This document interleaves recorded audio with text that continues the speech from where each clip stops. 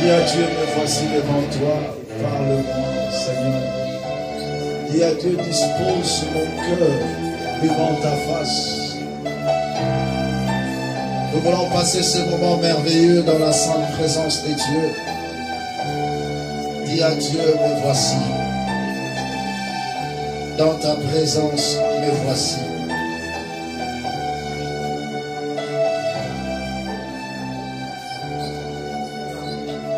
Ora shali bali kamna kutimana switi. Indari kalodo nangene sanjiya babando koto. Ekal shetara badile. Indara baba makurubushi. Alléluia. Alléluia. Dis à Dieu, dispose mon cœur. Je veux t'écouter, Seigneur. Je veux que tu parles à mon âme. Je veux que tu interviennes dans ma vie ce matin. Dis à Dieu, je suis venu, non pas devant un homme, mais devant toi, Seigneur. Dis au nom de Jésus-Christ, alléluia. Dis à Dieu, visite-moi. Ce matin, j'ai besoin que tu me visites. Dis à Dieu, ce matin, j'ai besoin de ta grâce. Ce matin, j'ai besoin de ta gloire. Ce matin, j'ai besoin de ta puissance. Viens régner dans mon cœur. Viens régner dans ma vie, Seigneur. Ce matin, nous te désirons, Papa. Alléluia.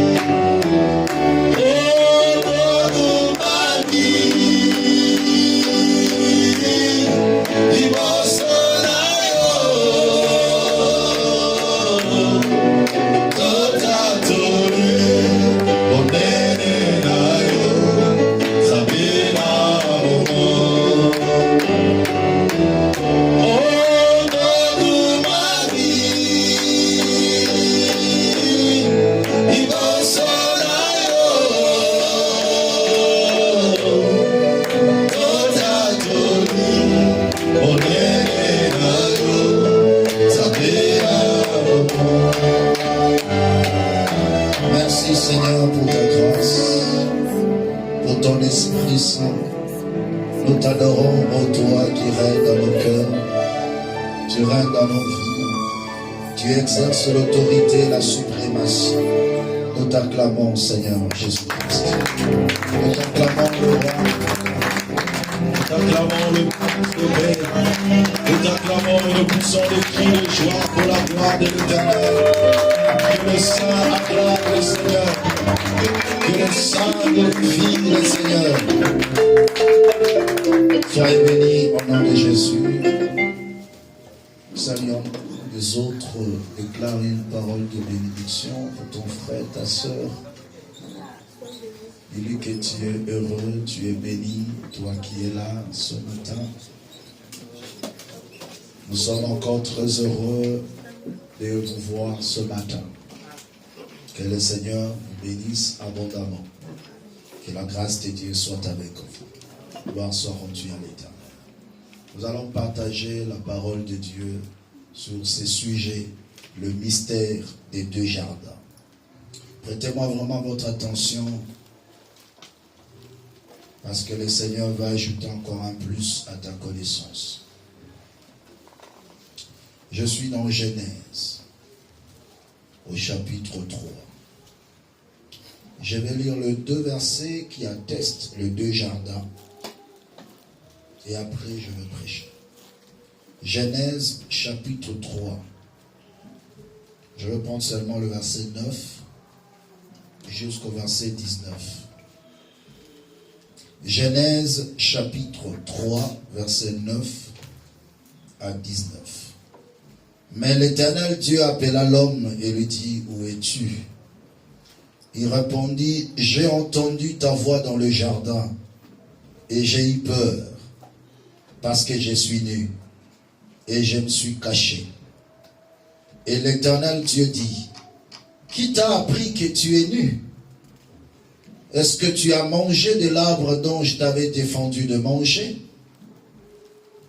L'homme répondit, la femme que tu as mise auprès de moi m'a donné de l'arbre et j'en ai mangé. Et l'Éternel Dieu dit à la femme, pourquoi as-tu fait cela? La femme répondit, le serpent m'a séduite et j'en ai mangé. L'Éternel Dieu dit au serpent, puisque tu as fait cela, tu seras maudit entre tout le bétail et entre tous les animaux du champ. Tu marcheras sur ton ventre et tu mangeras de la poussière tous les jours de ta vie. Je mettrai inimitié entre toi et la femme, entre ta postérité et sa postérité. Celle-ci t'écrasera la tête et tu lui blesseras le talon.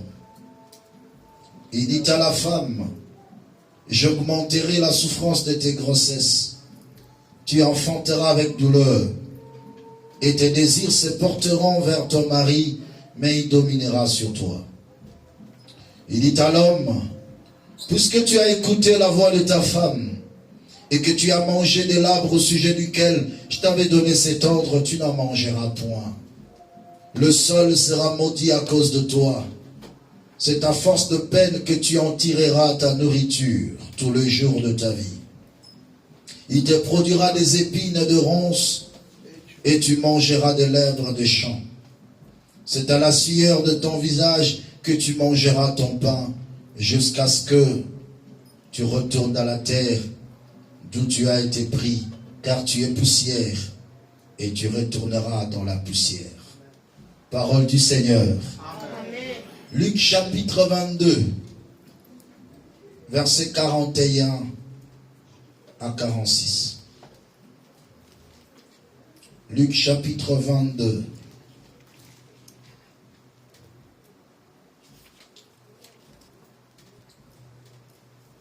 Pour une bonne compréhension, je souhaiterais commencer au verset 39.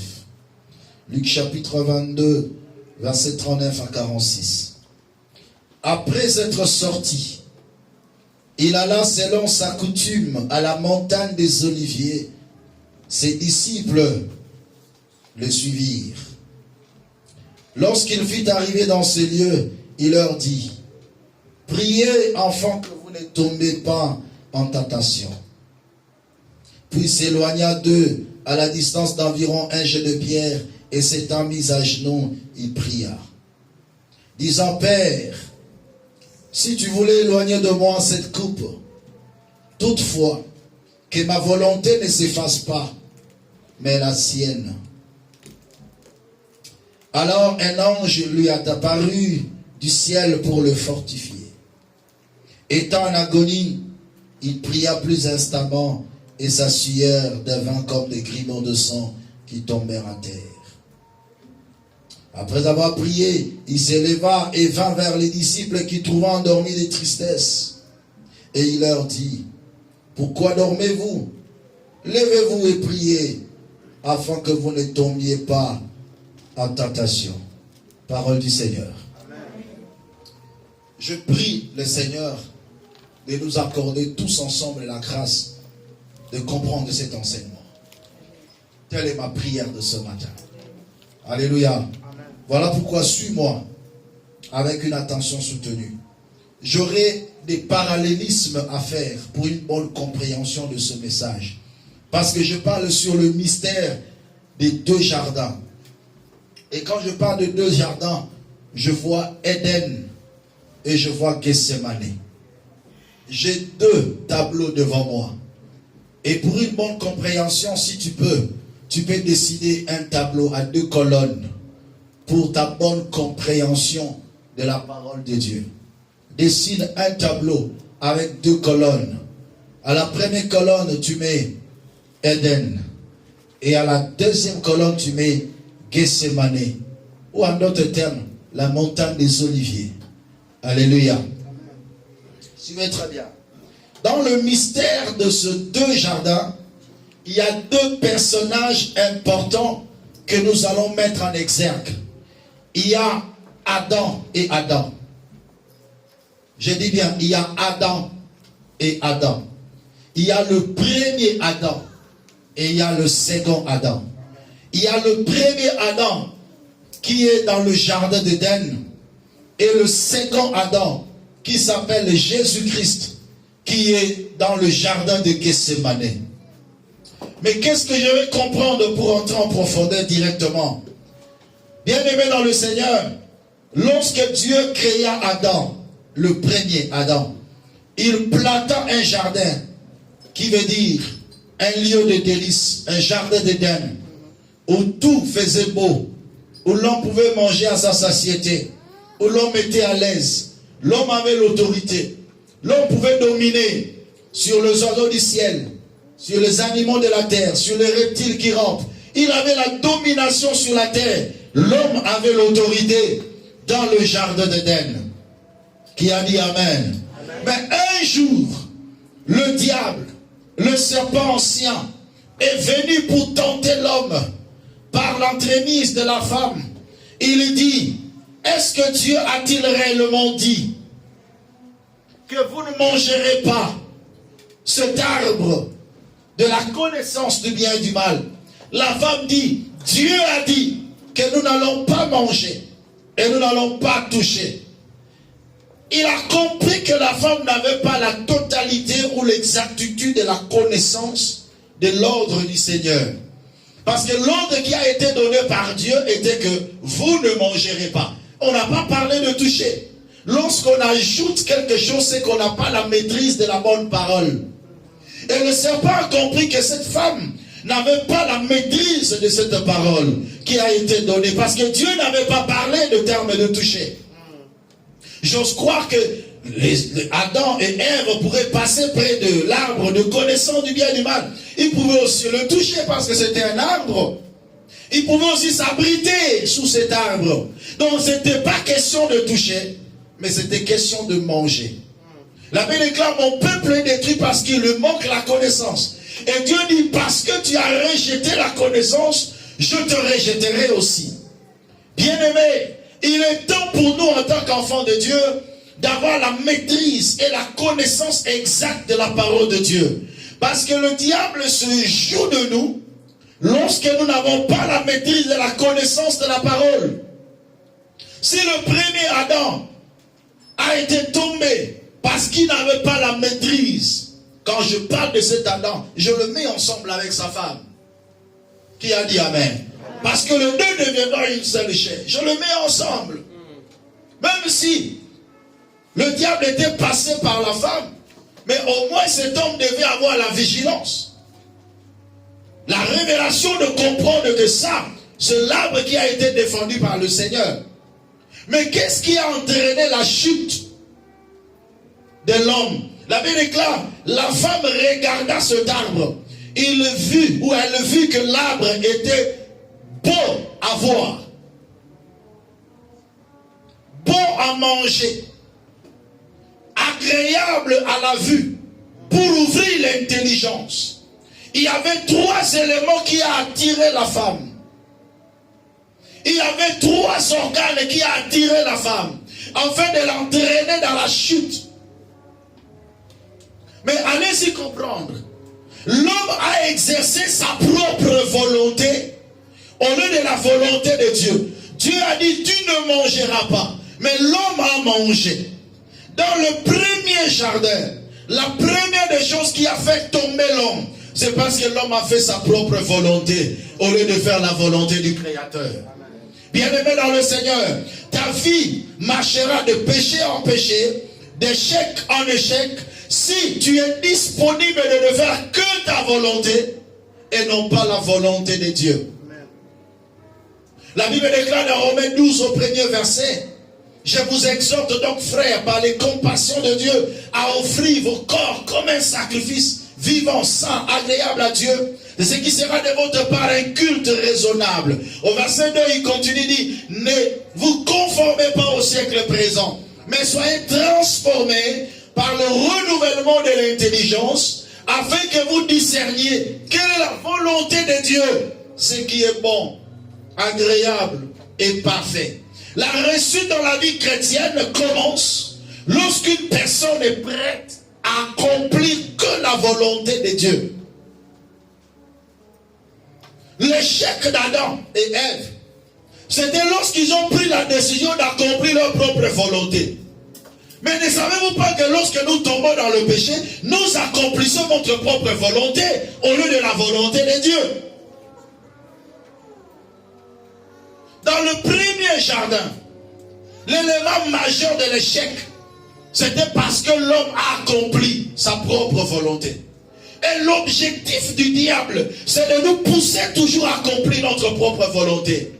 La plus grande bataille qu'il peut avoir sur cette terre, c'est la bataille qui se passe dans ton cœur, entre ta propre volonté et la volonté de Dieu. C'est la plus grande bataille qui se passe dans ton cœur. Tu veux faire quelque chose, ton cœur te dit non. La volonté de Dieu dit oui, il faut le faire. Ton cœur dit non, je ne peux pas le faire. C'est la plus grande bataille. Avant de t'acharner sur le démon, commence d'abord à vaincre la bataille qui se passe dans ton cœur. Prioriser la volonté de Dieu au lieu de ta propre volonté. Voilà pourquoi l'abbé déclare, ce n'est pas ce qui entre dans l'homme, ce qui suit l'homme, non. Mais c'est ce qui sort de l'homme, ce qui suit l'homme. Parce que ce qui sort de l'homme provient du cœur. Le péché provient du cœur. L'impudicité provient du cœur. L'adultère provient du cœur. Le vol, le mensonge, l'ivronerie, tout provient du cœur. La bataille du cœur, c'est la bataille entre ta volonté et la volonté de Dieu. Cette bataille s'est passée dans le cœur de Ève. Lorsqu'elle pouvait regarder l'arbre avec la volonté de Dieu. Qu'est-ce que Dieu dit et qu'est-ce que moi je veux? Il dit que l'arbre était bon à voir, bon à manger, agréable et précieux pour ouvrir l'intelligence. Et là, le diable est à côté. Il joue avec ta volonté. Il joue avec ton cœur. Vous savez, le combat du cœur est un combat qui passe inaperçu dans la vie de chaque chrétien. C'est facile de combattre un démon. C'est facile de combattre un sorcier. C'est facile de le chasser. Mais le plus grand combat de ta vie, c'est le combat de ton cœur. Parce que tu ne peux pas te séparer avec ton cœur. Mais le combat, c'est quoi? Faire la volonté de Dieu, n'est pas accomplir sa propre volonté. Amen. La volonté, c'est quoi? La volonté personnelle, c'est une force qui te pousse vers l'action. C'est la capacité de se déterminer à faire ou à ne pas faire quelque chose. Telle est la volonté. Qu'est-ce qui se passe dans ton cœur lorsque tu es face à une décision à prendre? Lorsqu'il y a une force qui te pousse vers l'action, quelle est la disposition de ton cœur? C'est la bataille du cœur. Dieu dit, ne fais pas. Ton cœur dit, tu peux le faire. Ça passera inaperçu. Tu peux le faire. On dit que tu deviendras comme Dieu, connaissant le bien et le mal.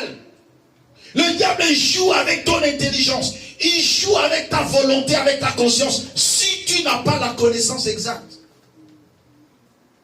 Cependant, cet homme, dont le diable dit que tu deviendras comme Dieu, Dieu l'a déjà créé à l'image de Dieu et il était Dieu. Mais le diable dit, si tu manges, tu deviendras comme Dieu. Mais il était déjà Dieu. C'est lui qui avait la connaissance pourrait dire au diable, c'est toi qui n'es pas encore Dieu. Toi, tu peux manger pour devenir Dieu. Parce que moi, je le suis déjà. Tout ce que le diable te pousse à faire, l'objectif, c'est pour détruire les qualités qui sont en toi. Le péché détruit les qualités qui sont en nous. Le pouvoir que Dieu nous a donné. En Éden, l'homme a fait sa propre volonté et non la volonté de Dieu. Et en faisant cela, il y a deux choses importantes que nous devons saisir. 1, il a perdu son héritage. 2, la mort est entrée. Pour signifier cela, je suis toujours en Éden. Il dit, le jour où tu en mangeras, tu mourras. Le jour où tu en mangeras, tu mourras. C'était l'ordre de Dieu était tellement sévère. En telle enseigne que si l'homme mange, il meurt le jour-là. Voilà pourquoi il était mort ce même jour. Parce qu'Adam est mort à plus de 930 ans. Et il n'a même pas totalisé un jour. Parce que l'abbé déclare un jour devant Dieu est comme 1000 ans devant les hommes. Et il était mort le même jour. Mais allons-y faire un tour un peu. Après, on va retourner. Allons-y faire un tour à Gethsémane. Où il y a le second Adam, qui était aussi face à son cœur, vis-à-vis de la volonté de l'humain et de la divinité. La Bible déclare Christ à la montagne de Gethsémane. Il dit ceci. Il a vu le coupe ou la coupe de la colère de Dieu. La croix de Golgotha, où la mort devait s'abattre. Mais écoutez ce qu'il dit. Il dit, Père, si c'est possible que tu éloignes de moi cette coupe. Là, c'est la volonté humaine qui parle. Cependant, la volonté de Dieu, c'était de monter à la croix, de mourir à la croix pour le salut de l'humanité. Mais il était face à ces deux volontés.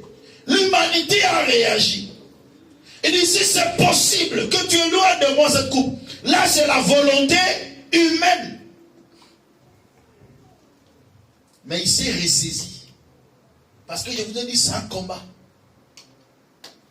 Non pas ma volonté, mais que ta volonté soit faite. Si le second Adam a réussi dans le jardin de Gethsémane, c'est parce qu'il a accompli la volonté de Dieu au détriment de sa propre volonté. Quel que soit ce que cela va m'écouter, mais non pas ma volonté, mais que ta volonté soit faite. Le premier Adam pourrait aussi dire, même si je serais privé de l'intelligence de Dieu, mais au moins j'accomplis la volonté de Dieu. Il aurait dû garder son pouvoir, il aurait dû garder son autorité, il aurait dû garder sa domination que le Seigneur lui a donnée.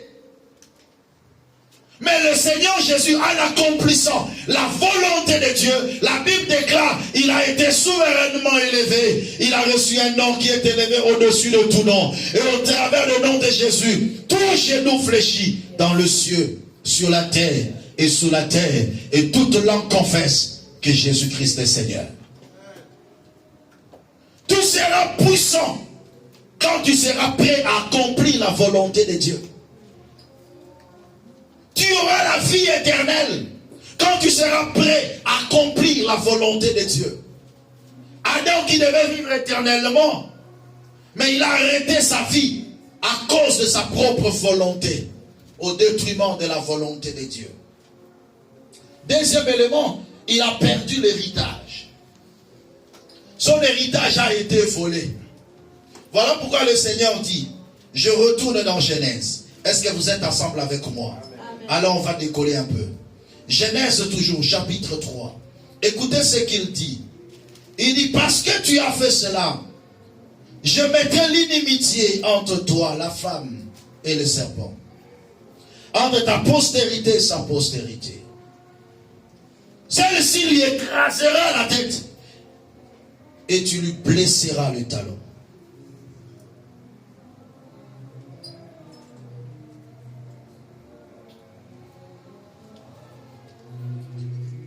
Je mettrai l'inimitié entre toi et la femme. Là, il est en train de parler au serpent. Mais avant d'arriver là-bas, écoutez ce que Dieu dit. L'Éternel dit au serpent, puisque tu as fait cela, tu seras maudit de tout le bétail, entre tous les animaux de champ. Tu marcheras sur ton ventre et tu mangeras de la poussière tout le jour de ta vie. Tu mangeras de la poussière tout le jour de ta vie. Mais à la fin, au verset 19, écoutez, je vais expliquer quelque chose ici avant d'entrer en profondeur. Il dit à l'homme, c'est dans la sueur de ton front que tu mangeras ton pain jusqu'à ce que tu retournes dans la terre d'où tu as été pris. Car tu es poussière et tu retourneras dans la poussière. L'homme est poussière et il retournera dans la poussière. Mais Dieu est en train de dire au serpent, il lui donne comme un pouvoir. Il dit, tu mangeras de la poussière. Cependant, la poussière fait partie des composantes de l'être humain. C'est-à-dire la chair de l'homme est poussière. Mais Dieu donne le pouvoir au serpent de manger la poussière. Cela veut dire quoi? Toute personne qui marche selon la chair devient une proie pour le diable. À chaque fois que tu marcheras selon la chair, tu es poussière et tu deviens la proie de l'ennemi. Laisse-moi vous dire, le diable a toujours l'autorité sur notre corps. Parce que cela lui a été donné. Dieu lui a donné le pouvoir sur notre chair. Est-ce que quelqu'un est en train de comprendre? Plus tu marches selon la chair, plus tu deviens faible devant le diable. Parce que tu deviens sa proie. Voilà pourquoi il est écrit: marchez selon l'esprit et vous n'accomplirez pas les désirs de la chair. C'est lorsqu'on marche selon l'esprit que l'esprit domine sur la chair, et c'est alors que le diable n'aura plus le pouvoir sur ta chair. Mais sans la puissance de l'esprit, en marchant d'après le péché, tu deviens ou tu restes poussière. Ainsi le diable aura de l'autorité sur toi. Voilà pourquoi en tant qu'enfant de Dieu, nous sommes appelés à s'attacher toujours au Seigneur. Parce qu'en tant que chair, on ne peut rien vis-à-vis du diable. Le Seigneur avait dit un jour par l'entraîniste du prophète de l'apôtre Paul, dans Romains chapitre 8, à partir de verset 19, descendez jusqu'au verset 23. Il dit: la création tout entière soupire et ils souffrent les douleurs de l'enfantement. Ils attendent la révélation du Fils de Dieu. Ce n'est pas seulement eux qui souffrent, mais nous aussi nous soupirons en attendant l'adoption de notre corps. Aussi longtemps que ce corps n'a pas encore connu l'adoption, nous restons la proie de l'ennemi. Voilà pourquoi il faut faire très attention par rapport à ta marche si tu es chrétien. Alléluia. Est-ce que vous êtes avec moi? Amen. Nous sommes appelés à être saints pour ne pas être la proie de l'ennemi. Nous sommes appelés à vivre dans la sanctification pour ne pas être la proie du diable. Tu mangeras de la poussière, mais cependant la poussière est l'une des composantes de l'homme. Ton extérieur c'est poussière. Voilà pourquoi il est écrit: en réalité dans l'homme, c'est l'esprit, le souffle du Tout-Puissant qui nous donne l'intelligence. La chair ne sert rien, ne sert à rien. Voilà pourquoi un enfant de Dieu ne peut pas marcher selon la chair. Tu deviendras de plus en plus faible devant le diable si tu marches selon la chair. Il aura l'autorité sur toi parce que la poussière est appelée à être sa proie. Voilà pourquoi quand la Bible déclare: faites attention, votre adversaire, le diable, rôde tout autour de vous comme un lion rugissant, cherchant qu'il va dévorer. Notre corps est l'alimentation du diable. L'apôtre dit: nous aussi nous soupirons en attendant notre adoption. Il est important en tant que chrétien de surveiller sa marche, de contrôler son parcours de tout le jour. Là où je pose mon pied, ce que je fais détermine mon attitude vis-à-vis du diable. Je ne me laisserai pas emporter par le mal pour devenir poussière, pour rester poussière, mais non. Mais ce qui doit dominer en moi, c'est l'Esprit de Dieu. Ainsi, l'Esprit de Dieu m'épargne des manœuvres de l'ennemi. Le premier Adam a perdu l'autorité qu'il avait sur le diable. Il a perdu le pouvoir parce qu'il a fait sa propre volonté au détriment de la volonté de Dieu. Mais tandis que le second Adam a eu la victoire sur l'ennemi. Tout simplement pourquoi? Parce qu'il a fait la volonté de Dieu. Mais il dit quelque chose. À part la mort qui entre par le péché, l'héritage aussi est volé. Il dit, il écrasera la tête, mais le serpent le blessera le talon. Le serpent le blessera le talon. Je vais un peu discuter avec vous sur le mystère de talon. Parce que c'est un mystère, c'est tout un mystère qu'un enfant de Dieu doit comprendre. Le mystère de talon. Le talon, ça fait partir de notre pied.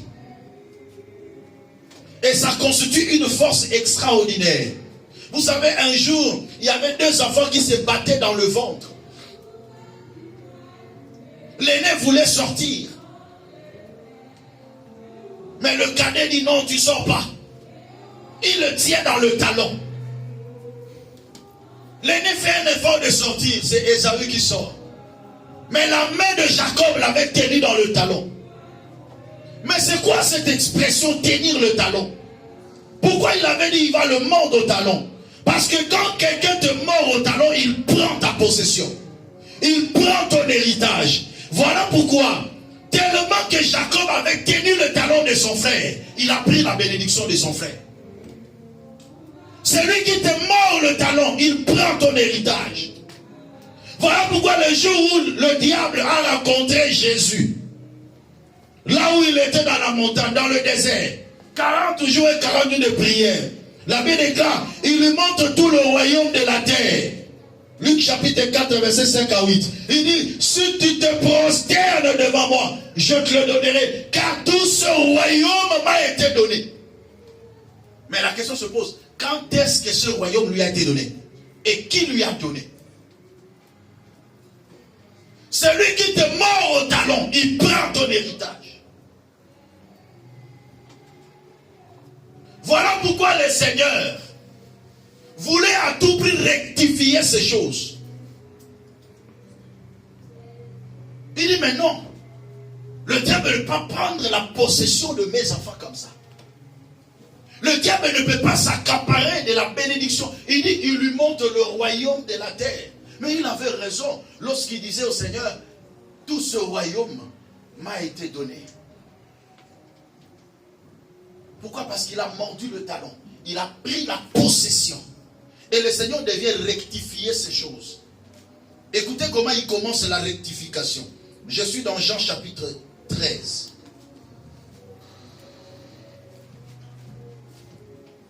Jean chapitre 13, verset 1 à 12.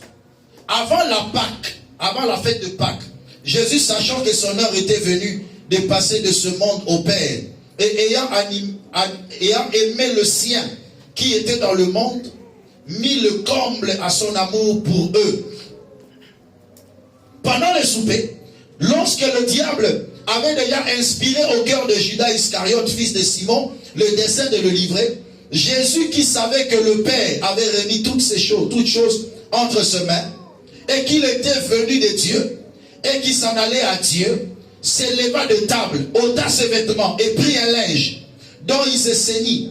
Ensuite, il versa de l'eau dans un bassin, et se mit à laver les pieds des disciples, et à les essuyer avec les linges dont il était saint.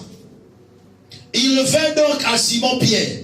Écoutez, et Pierre lui dit, toi Seigneur, tu me laves le pied. Jésus lui répondit, ce que je fais, tu ne le comprends pas maintenant, mais tu le comprendras bientôt. Pierre lui dit, non, jamais tu me laveras le pied. Jésus répondit, écoutez ça, Jésus répondit, si je te lave, tu n'auras point de part avec moi. Si je te lave le pied, tu n'auras pas de part avec moi. Mais comment le Seigneur peut dire, en quoi il y avait de proportionnalité entre laver le pied et avoir part? Parce qu'il y avait un mystère. Parce qu'il avait compris que le serpent ayant mordu le talon, ses enfants ont perdu l'héritage. Et il devait faire un processus de restaurer l'héritage. Est-ce que quelqu'un est en train de comprendre ça? Il dit, si je ne te lave le pied, tu n'auras pas de part avec moi. C'est-à-dire, tu n'auras pas d'héritage. Car le Seigneur m'a tout donné. Je dois vous le donner. Mais je dois faire quelque chose. Je dois faire quelque chose. Parce qu'il y a une promesse. Je dois préparer quelque chose au travers de vos pieds. Écoutez ce que Simon dit. Simon-Pierre lui dit, Seigneur, non seulement le pied, mais encore les mains et la tête. Jésus lui dit, Celui qui est lavé n'a besoin que de se laver le pied pour être entièrement pur. Et vous êtes purs, mais pas tous. Mais non pas tous. Car il connaissait celui qui le livrait. C'est pourquoi il dit, vous n'êtes pas tous purs. Après qu'il lui ait lavé le pied et qu'il lui prit ses vêtements, il s'est mis à table et leur dit, comprenez-vous ce que je vous fais? Est-ce que vous comprenez ce que je vous fais? Un mystère se faisait. Il dit, si je ne te lave pas le pied, tu n'auras pas une part avec moi. Donc ça dit, tu n'entreras pas dans l'héritage avec moi. Et le processus que le Seigneur faisait, c'était pour solidifier leurs pieds. Voilà pourquoi il devait corriger ce qui a été dit dans Luc chapitre 10, au verset 19. Il devait corriger ce qui a été dit dans le jardin d'Éden, dans Luc chapitre 10, quand on disait que la postérité va écraser la tête du serpent et le serpent va le mordre au talon. Il corrige cela. Il dit, voici, je vous ai donné le pouvoir de marcher sur le serpent et sur le scorpion et sur toute puissance de l'ennemi et rien ne pourra vous nuire. Alléluia. Parce que le Seigneur a solidifié le pied de ses disciples. Aujourd'hui, bien-aimés dans le Seigneur, nous détenons la pleine autorité et le plein pouvoir. Que même si tu chasses les démons, aucun représailles ne peut venir. Quand tu vois quelqu'un aller peut-être faire un travail d'exorcisme, prier quelque part et qu'il a des retours, c'est qu'il faut bien voir sa vie spirituelle. Alléluia. Dieu dit, voici, je vous ai donné le pouvoir de marcher sur les serpents, sur le scorpion et sur toute puissance de l'ennemi. Si dans le premier jardin, le serpent devait mordre le talon, mais dans le deuxième jardin, nous recevons le pouvoir. Rien ne pourra nous nuire. Tu ne peux pas être là. Non, Nicolo, n'a chassé pas des démons, mais n'a su pas retour, n'a su pas attaque. Ah ah. Aussi par retour à mon ennemi. C'est que tu es comme les 7 fils de Séva qui avaient pris un démoniaque. Il le met là. Il dit, nous te chassons au nom de Jésus que Paul prêche. La formule de la prière était correcte. Mais le problème c'est quoi? Ils n'avaient pas l'autorité spirituelle en eux. Et les démons disent, nous connaissons qui est Jésus. Nous savons qui est Paul. Mais vous, qui êtes-vous? Dans les domaines spirituels, tu dois avoir une identité. Tu dois avoir une autorité. Mais que faire pour conserver cette autorité? Être prêt à accomplir que la volonté de Dieu et non pas ta propre volonté. La Bible déclare, faites mourir ces membres du péché afin d'être parfait devant le Seigneur, afin de corroborer avec la volonté et la pensée de Dieu. N'oubliez pas les œuvres du diable. Il vient que pour dérober, égorger, détruire, en accord avec Jean chapitre 10, le verset 10. Quand il détruit, il apporte la maladie. Quand il dérobe, il apporte la pauvreté. Et quand il égorge, il apporte la mort. Les 3 principaux actes du diable, la maladie, la pauvreté, la mort, pour détruire, pour déstabiliser la vie d'une personne. Il a l'autorité parce qu'on est poussière. Mais au-delà de la poussière, développe la capacité spirituelle. Développe la puissance de l'esprit. C'est alors que tu deviendras intouchable. C'est alors que tu deviendras invincible. C'est alors que tu deviendras infaillible. Tu veux que le diable ne puisse pas avoir de l'autorité sur toi? La bataille du cœur. Dis à ton frère, observe bien la bataille du cœur. Tu dois remporter cette bataille. Alléluia. La bataille du cœur, c'est la plus grande bataille que tu peux livrer tout au long de ta vie. Faire la volonté de Dieu et non pas ta propre volonté. Adam a fait sa propre volonté, la mort est entrée. Il a perdu son héritage. Jésus-Christ a fait la volonté du Père. la vie éternelle est entrée. Et il nous a restitué l'héritage. Voilà pourquoi il pouvait les confirmer. Dans Colossiens chapitre 1, verset 12. Rendez grâce au Père qui vous a rendu capable d'avoir part à l'héritage de saint dans la lumière. Et d'ici, je te lave le pied, tu n'auras pas de part avec moi. Aujourd'hui, plus question que le diable puisse prendre ta part. Plus question que le diable prenne possession de ton héritage. Tu dois retourner dans ton héritage. Tu dois posséder ce qui t'appartient. Et la gloire reviendra au Tout-Puissant. Voilà la délivrance de notre vie.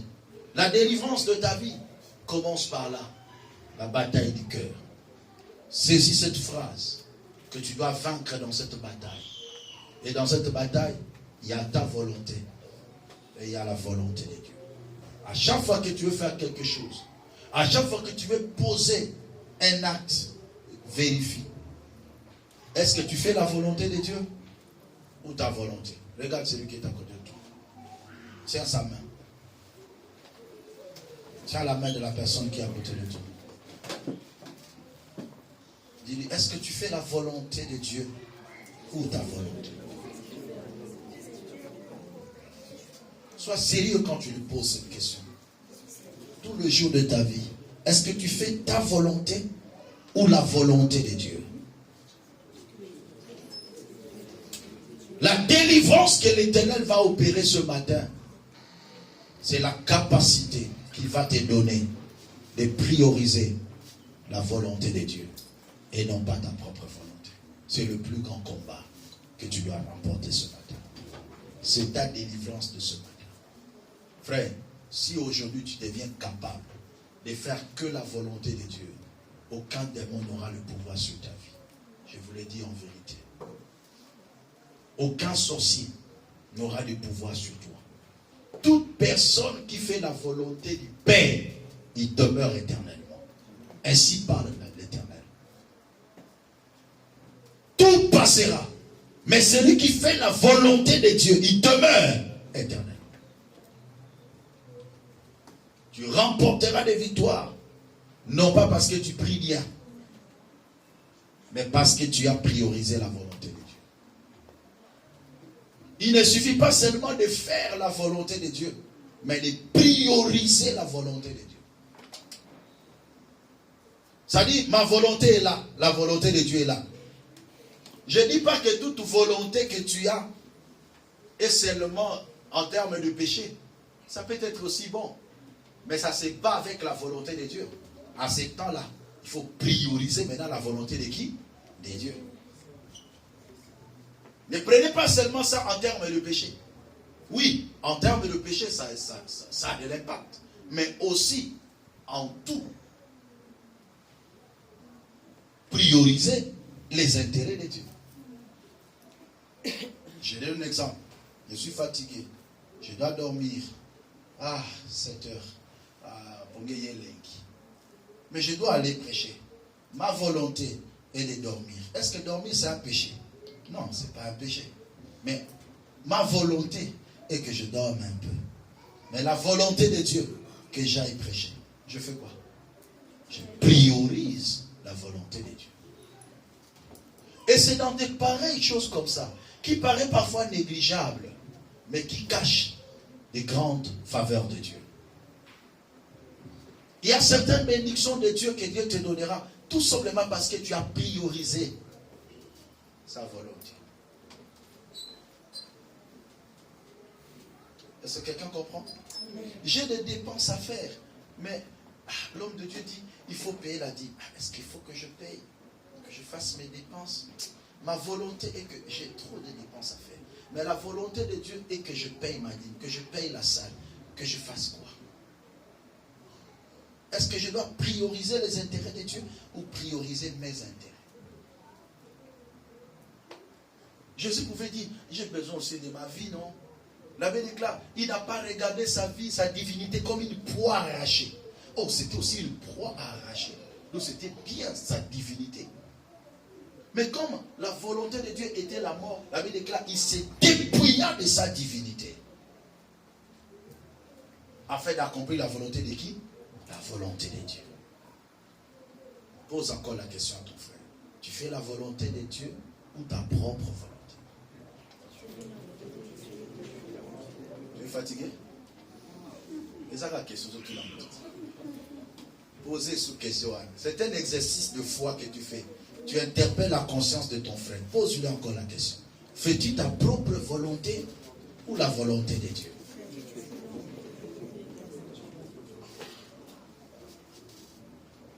On dit que non. On doit gêner pour l'église.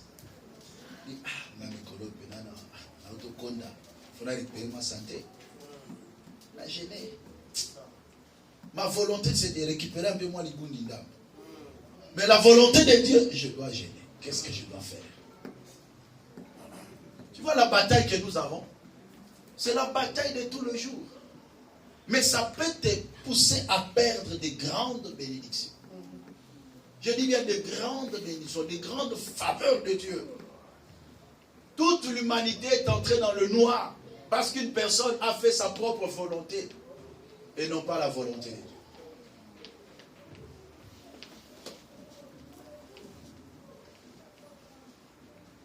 Lèvons-nous, on va prier. Qu'est-ce que tu prioriseras? Ta volonté ou la volonté de Dieu? Aujourd'hui, tu vas dire à Dieu, Seigneur, délivre-moi de cet esprit.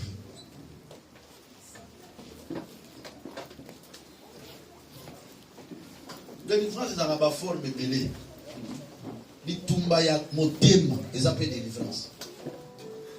Vous savez, parfois, tu avais du mal à accomplir la volonté de Dieu. Mais plus tu grandis dans la foi, tu commences à être équilibré. Tu accomplis la volonté de Dieu.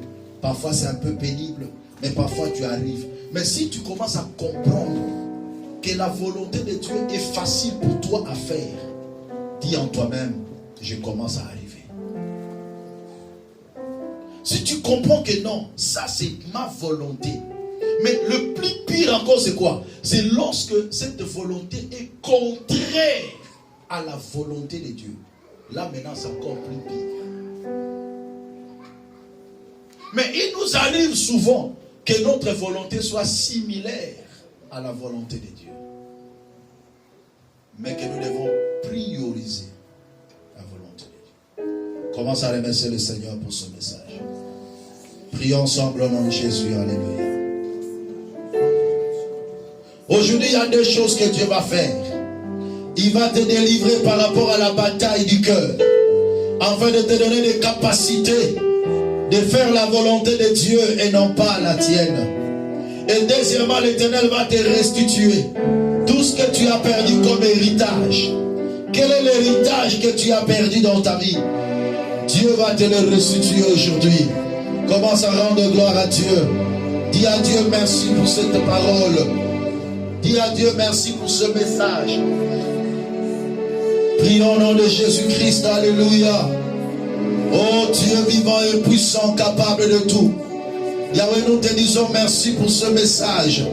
Éternel Dieu vivant, tu nous as enseigné que nous devons prioriser les intérêts de Dieu et non pas nos propres intérêts.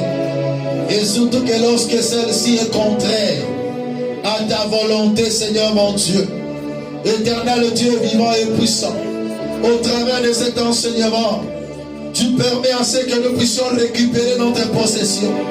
Parce qu'à chaque fois que nous faisons notre propre volonté, le diable vient nous soutirer notre héritage. Le diable vient nous arracher, nous voler notre héritage, Seigneur. Il y a un héritage qui nous fuit à chaque fois que nous faisons notre propre volonté. Père éternel, nous te prions, Seigneur. Viens nous aider, oh Dieu.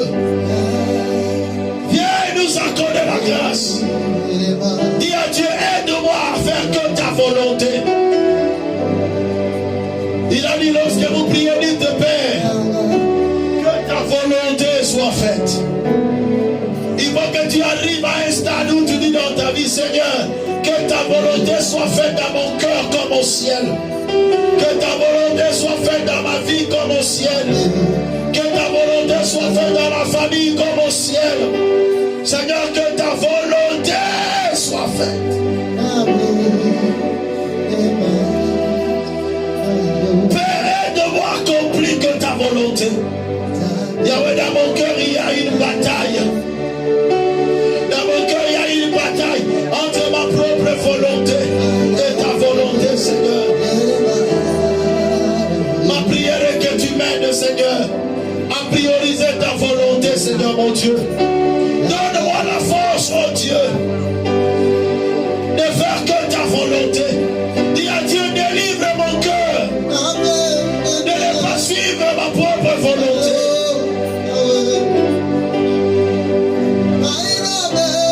Que l'esprit de Gethsemane t'anime. Que l'esprit de Gethsemane soit sur toi. Manderebo sakarabashitere marade. Iyababo sakalimore sheteri marakantu kulabasi. Erabashiko sadaraba baba sa. Erabashiko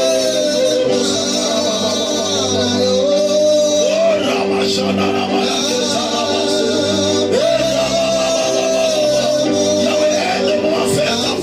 Seigneur, non pas ma volonté, mais ta volonté, mon Seigneur et mon Dieu.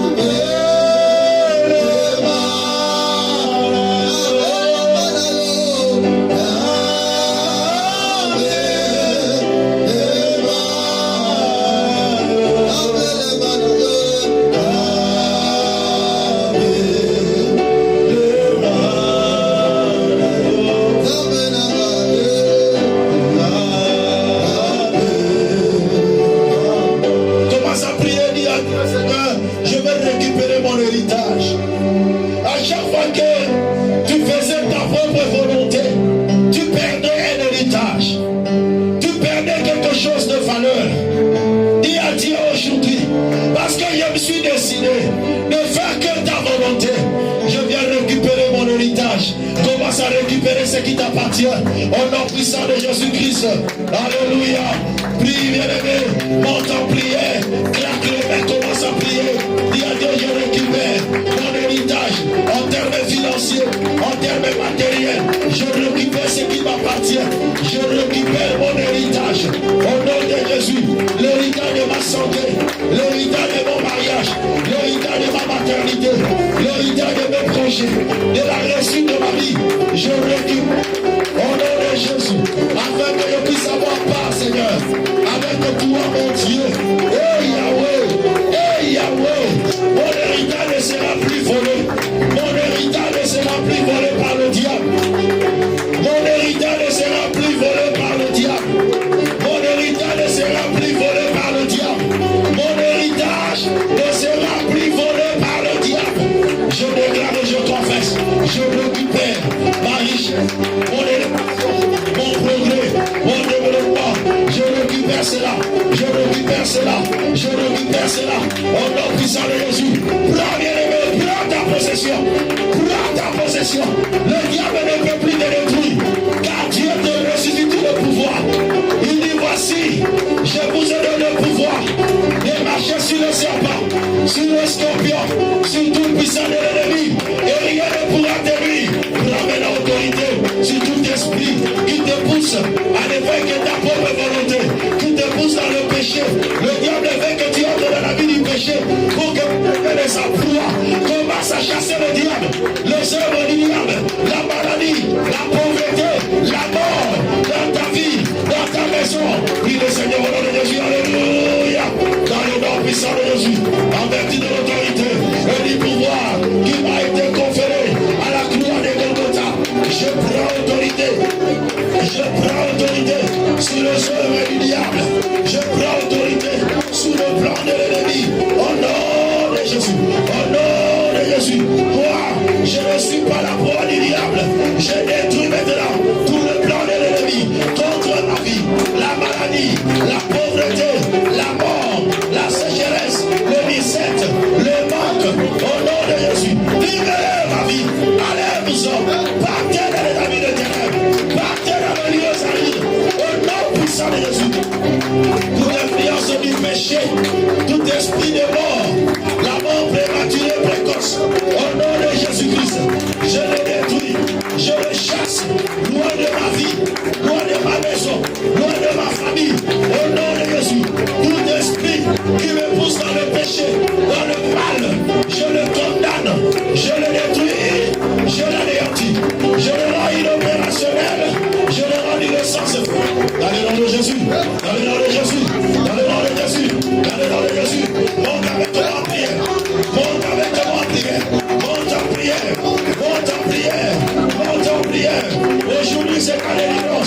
Tout ce qui te pousse dans le péché soit détruit maintenant.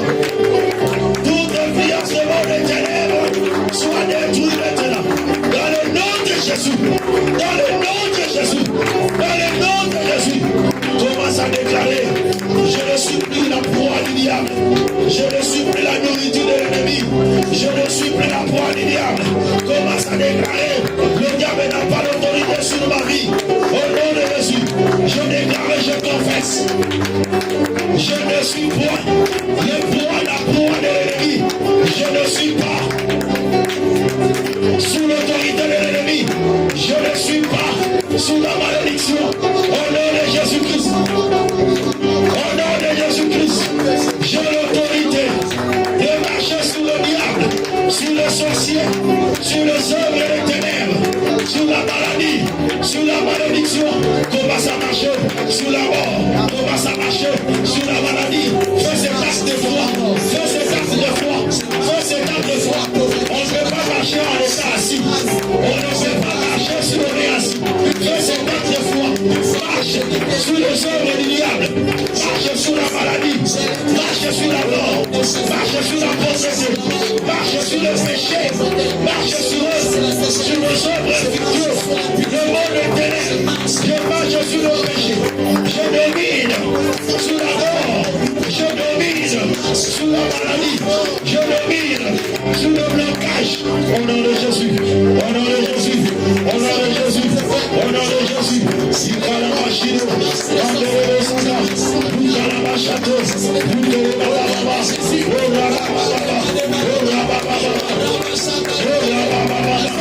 la baba. Oh la baba. Oh la baba. Oh la baba. Oh la baba. Il va la machine. Il va la machine. Oh la baba. Oh la baba.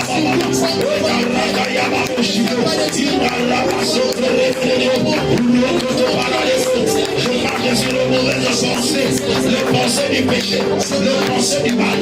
Je marche sur le pensée impur. Au nom de Jésus, je marche sur la pauvreté. Je marche sur la prématurée. Je marche au nom de Jésus. Je le condamne. Je le détruis. Je le renverse. Je le raille l'opérationnel. Au nom de Jésus. Au nom de Jésus. Au nom de Jésus. Au nom de Jésus. Au nom de Jésus. Au nom de Jésus. Au nom de proclamer la victoire. Nous sommes de plus que vainqueurs. Jésus-Christ, lui qui a la volonté parfaite de Dieu, a remporté la victoire et il a fait de nous de plus que vainqueurs. Commence à proclamer la victoire maintenant au nom de Jésus-Christ. Alléluia. Je déclare, je suis victorieux parce que Jésus m'aime. Je déclare, je suis victorieux parce que Jésus m'a donné la victoire. J'ai vaincu la mort, j'ai vaincu le péché, j'ai vaincu le sorcier, j'ai vaincu le démon, j'ai vaincu. Je proclame la victoire. Je proclame la victoire. J'ai vaincu la victoire. Je proclame la victoire. Je proclame la victoire. Je suis plus que vainqueur. Je suis plus que vainqueur. Je suis plus que vainqueur. Je suis plus que vainqueur. Je proclame la victoire. La victoire sur le péché. La victoire sur la pauvreté. La victoire sur la maladie. La victoire sur la mort. Au nom de Jésus. Au nom de Jésus. J'ai vaincu la force du diable. Au nom de Jésus. Au nom de Jésus.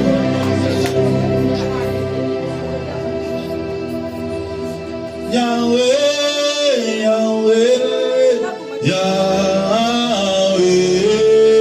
Ozani, Bolera, Imba Yahweh, Yahweh, Yahweh, Yahweh, Ozani, Bolera.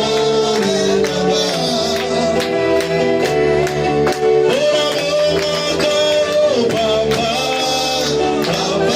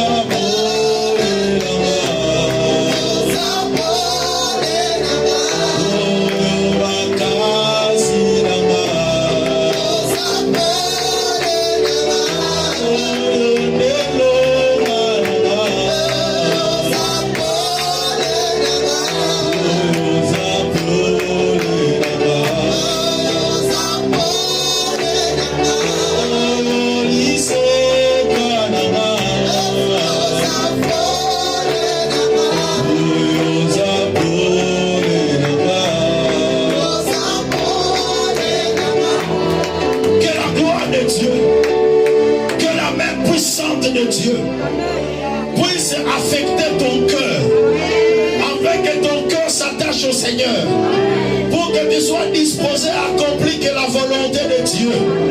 Je déclare et je prophétise, là où la mort avait régné dans ton cœur, dans ta vie, je déclare la vie au nom de Jésus-Christ. Là où ton héritage a été volé, que Dieu te restitue ton héritage. Entre en possession de ton héritage. Reçois ton héritage. Au nom de Jésus-Christ. Tu n'es plus la proie du diable. Tu as l'autorité sur le diable. De marcher sur les serpents, sur le scorpion, sur les œuvres de l'ennemi. Et rien ne pourra te nuire. Ton Dieu ordonne que tu sois puissant. Sois puissant au nom de Jésus. Sois puissant au nom de Jésus. Sois plus que vainqueur. Sois plus que vainqueur. Recevez la grâce de Dieu. Reçois l'autorité de Dieu. Reçois la puissance de Dieu. Et la gloire de Dieu. Puisse t'envelopper. Et la victoire de la croix puisse se manifester dans ta vie. Dans tous les domaines. Au nom de Jésus. Reçois la victoire. Reçois la vie. Reçois ton héritage. Reçois la bonne santé. Que ton mariage soit béni. Que ton mari soit béni. Que ta femme soit bénie. Que tes enfants soient bénis. Que tes enfants soient bénis. Que ton travail soit béni. Que ta santé soit bénie. Recevez la grâce. Commence à dire merci à Dieu. Au nom de Jésus, nous prions, alléluia. Seigneur, nous te disons merci. Nous te rendons action de grâce et nous te disons merci. À cause de ton amour. À cause de ta fidélité. Merci Seigneur. Merci oh Dieu. Merci le Dieu vrai et puissant. Merci Seigneur Jésus-Christ. Merci Père éternel. Merci pour ton esprit. Merci pour ta gloire.